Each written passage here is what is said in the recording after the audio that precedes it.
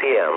At 3:28 p.m., National Weather Service Doppler radar indicated a severe thunderstorm capable of producing a tornado 10 miles west of Greeneville.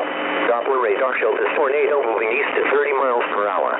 Locations in the warning include Greeneville, Tusculum, and Kemp Creek. The safest place to be during a tornado is in a basement. Get under a workbench or other piece of sturdy furniture.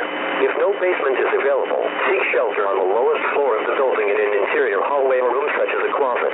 If in mobile homes or vehicles, evacuate them and get inside a substantial shelter. A severe thunderstorm watch remains in effect until 8 p.m. Thursday evening for southwest North Carolina and East Tennessee.